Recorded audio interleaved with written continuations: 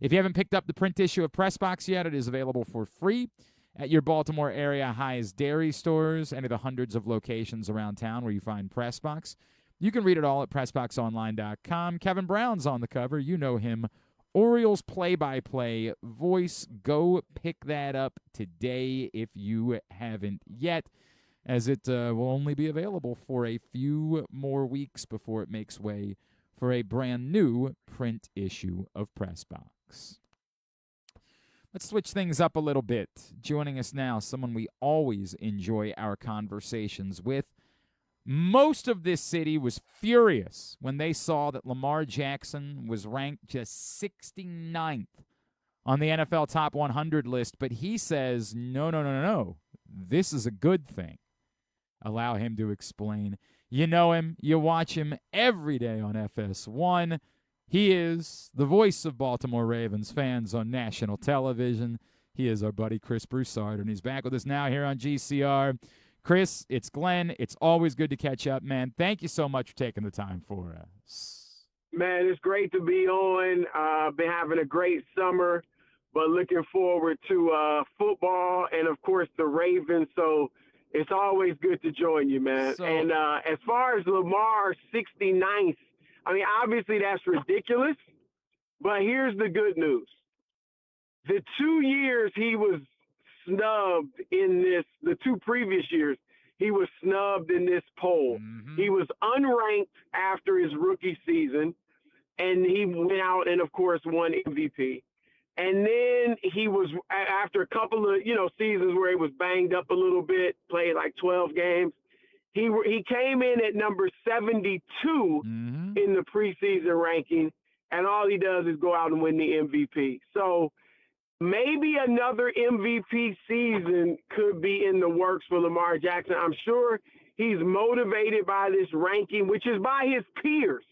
That's the thing. I mean, coaches wouldn't be any better, but the coaches at least had him 5th but among quarterbacks. But this is low. It's among his peers. Should motivate him. And from all that we see so far, Glenn, he seems to be excited about the new offense with Declan Doyle, and so maybe that'll bring a little life to him as well. So I like your take, and I like the spin, because I do agree that, like, I don't think Lamar obsesses over this type of stuff, but I think we know enough to know that, like, he hears it, right? He reacts to some of it. Yeah, like, absolutely. You're a competitor, Yeah, absolutely. He hears all of it, and I like that concept. We also know that in general, like, this list doesn't matter. They don't give you like an extra win at the end of the year if you had a player come in the top 10 of this list. This is for us. Right. Like, this is for, hey, it's July. We can use some fodder. So here you go. You can talk about this. That's absolutely all it is. Yes, 100%. I got to be honest. The players are not clothing themselves in glory with this poll. I was stunned that, and look, he had a nice little year last year, but I was shocked that Bryce Young was in the poll. I know he was like 98th or something like that, but I was a bit stunned by that. Obviously, they got Lamar low. They got Bo Nix ahead of him, Trevor Lawrence ahead of him. So I get it. It's based on last year. Lamar was banged up, didn't have his greatest year by any stretch. I had a poor year, but even in a poor year, a 104 passer rating, 21 TDs, 7 picks. So I expect a huge year from Lamar Jackson. And look, the thought is out there. My co-host, Nick Wright, on First Things First, he feels like that as Lamar is losing or even maybe lost, I don't go this far, but Nick does, lost his running ability or, his incredible running ability, that now that he's prime just a passer, he is not going to be elite just as a passer. I actually think he has grown and improved so much that even just as a passer, he can be elite. Although I do expect him to run a little bit more, be more elusive in the pocket, and not take all those sacks that he took last year. It's an interesting topic of conversation. Chris Broussard from First Things First is with us here on GCR. Chris, obviously a year ago he wasn't, right? And I think most of us believe that was related to the injuries that he suffered during the course of the season. But I have said this before, like it burns me. Like, my blood boils over the years when I've heard people say Lamar should stop running. Like, what? Why? Why should Lamar stop running? Right. And this argument that, like, hey, quarterbacks that run are more likely to get hurt. We have the data. It's never been true. It's not true. And even Lamar's injuries have come when he's in the pocket. Like, that's the way that it's worked, because typically those are the hits that you don't see coming. I am in a weird place where, like, there's a part of me that wonders if Lamar has almost purposely said, I do want to run less. Like, we talk about the things that he hears, that's somehow been a knock on him. I hope that it was just the injury stuff, not because I think you're right. I think Lamar can absolutely pick you apart now as a passer. He can make every throw. He is extraordinarily capable. I have no concerns about that. But I don't know why Superman would say, well, hey, I would rather only use 80% of my powers, right? Like, I hope that it's just the injuries, and I hope that he's still very willing to run again this season. I do, unfortunately, believe that it has affected his thinking. Mm-hmm. And I do think over the past few years, he has purposely dialed back his running. And I probably said it on your show. I know I said it on First Things First. I thought when they lost that AFC Championship game to Kansas City, he was not looking to run at all. In fact, remember, I think he had a 21-yard gain, and he was kind of looking back at the defender, and the defender, I think, got his arm, and he tackled him. Lamar was looking, instead of just taking off and running away from the defender, he was kind of looking back like he wasn't looking to break away. Mm-hmm. And so I do think, I think it was, whether consciously or subconsciously, I just think all the talk about him not being a true quarterback, him only being able to run, he can't throw, he should have been a wide receiver, all of that stuff, I think that did lead him to say, well, I'll show you. I can be a great passer. I can be a traditional quarterback. And he has done that, but his running is a huge advantage for him. Correct. And, I mean, look at Josh Allen. Even Mahomes, I don't know if Mahomes will do it anymore with the knee injury, but Mahomes has been a very advantageous runner. Josh Allen, obviously, that's a huge part of his game.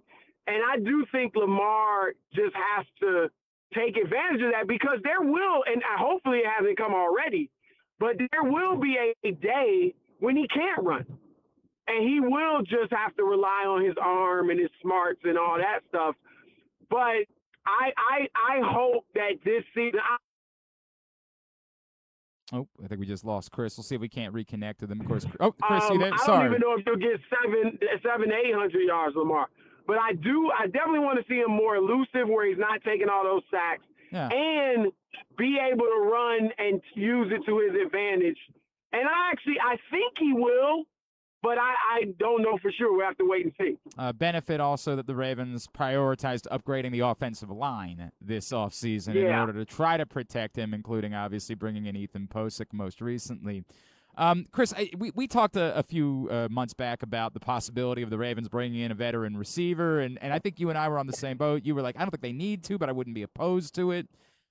As you look at this roster right now that they've added in a legitimate starting caliber center, I don't know that Ethan Posick is Tyler Linderbaum, but he's worthy of being a starter. He'll be good enough. Yes, exactly right. Like, I'm good with that.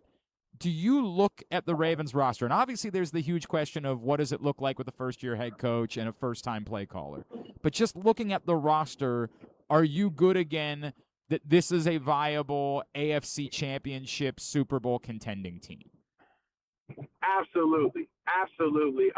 If Lamar is healthy, and gosh, he's got to be healthy, there's no question I think they can compete. Doesn't mean they will, but I do think they are a contender and have one of those 5-6 teams in the AFC that has a legit chance to reach the Super Bowl or get to the AFC Championship game.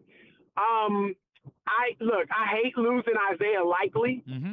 I really like him a lot, and I think he's probably only going to get better. But, Mark Andrews is still there. The receivers, it's not an elite receiving group, but it is. Lamar has been great with this group. I mean, Zay Flowers has been a Pro Bowler, and he is, a good receiver, not an elite receiver, but very good receiver. If Bateman can stay healthy, I think he's a fine number 2. And then, of course, like I said, you got Andrews. And I think you'll still see, a 2 tight end set at times. The run game, you got to hope. And I do believe Derrick Henry has at least one more great, very good year left in him. Mm-hmm. You hope he doesn't fall off much. And I'm excited about Declan Doyle, not just because Lamar seems excited about the new offense, but look, he is coming from being under Ben Johnson. And we know how innovative they were last year in Chicago. And I would imagine if you're a Declan Doyle who does like to do different things and utilize the great talent you have, I got to be thinking you're looking at a guy like Lamar Jackson and saying, oh, my, I can do so much with him. So I'm excited about seeing that. And then I do think Jesse Minter, I think he's going – look, the defense got better last year as the season went on. But in the last couple of years, they haven't really been that elite Baltimore Ravens defense that you've gotten used to. I think Minter will resurrect that. They made some decent moves in the offseason, but Minter, when he went to the Chargers, they were one of the worst, bottom 10 in the league in defense, and he made them one of the top defenses in the league right away. And I think he's going to improve the Ravens on that side of the ball, which will be huge. And so, I definitely think they have a great chance for this to be the year that they finally can get to the Super Bowl. Chris, I wanted to ask you a question just because we've had a million conversations over the years, and I don't know that I've ever actually asked you about it. And as you know, your former employer is in the news again this week, and I'm not trying to ask you about that because you have nothing to do with that. I want to know, because there's a lot of people that are going through it right now. You made the decision on your own. I bet there were people in your life that thought you were crazy to leave that place and the profile gig that you had there. And obviously, it's worked out really well, right? Like, you've ended up on a show that's incredibly popular that people hold up as one of the best sports shows, if not the best on television. Can you take me back to, like, those moments and what you were going through and maybe some of the nerves, the anxiety that you dealt with in making that decision, as we see that this happens in this industry, that people end up leaving a place like that is heralded as being the king? Yeah, well, I was at ESPN for 12 years, and I had, I probably had 4 contracts with them because they generally were 3 years. And there was early, like, I think my second or third contract there, probably I don't know which one, second or third. It was a third. I had offers from other outlets to go, and actually at least one of them was for more money. But I was like, look, I'm at ESPN. I'm making good money. I mean, this is the worldwide leader in sports. I'm high profile. I'm on television as well as writing for .com in the magazine. So I was like, I'm not leaving. There's no reason to leave, even though it was less money. ESPN was great. I have nothing bad to say about my time at ESPN. Why I left, though, was because, as you know, when I was at ESPN, I was strictly in a reporter's role. Right. So I was, breaking NBA stories. I was, writing NBA stories and features, sideline reporting, which I really enjoyed, but stuff like that. I would appear on First Take a decent amount with Skip Bayless, but then they really wanted me, as we were negotiating after my last contract there ended. They really wanted to keep me in a reporter's role. They had Stephen A., I think, had come back to First Take, so they weren't alternating people on that with Skip anymore. And they just wanted me to be a reporter. And Fox was wanted me to be more of a personality and a commentator. So my personality could show more. I could, it's like I often equate it to this. Back when newspapers were king, you had beat writers who covered the teams, and I was a beat writer for the New York Times, for the New York Knicks and the New Jersey Nets. And, I covered the team, wrote all the stories, the practices. And then you had columnists who just wrote their opinion. That had to add flavor. And that was the higher, right. They didn't have to break stories. They didn't have to chase practice every day. They wrote their opinions. And that's the highest position the columnist. And so I really just transferred to being a columnist at Fox Sports 1. It's just on television. And, of course, I did radio one as well. So, it was more the job that was being offered rather than the company or the corporation. But Fox has been great. It has worked out terrifically. As you know, I got my own show with Nick Wright and Kevin Wild. Yep. And I'll say this. I was thinking about this as I looked at the layoffs yesterday. For most people, the time there, I wouldn't say short because I was there 12 years. That's a good amount of time.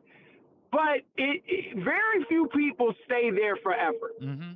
You know, Carl Ravitch was there. He got laid off for 33 years. Linda Cohn stayed there. She just retired. Michael Wilbon, Stephen A. was out, went there, was out, then went back. But I think of Rick Bucher and Mark Stein and David Aldridge and myself and, the guys that got let go yesterday. And, a lot of people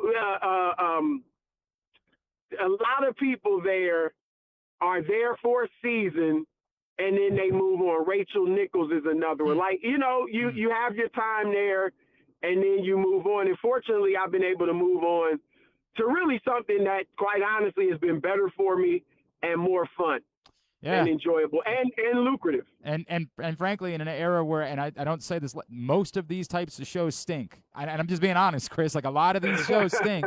You've managed to figure out a way to do one that doesn't. And that is a testament to what you guys have going on over there. Chris, what can we plug for you, brother?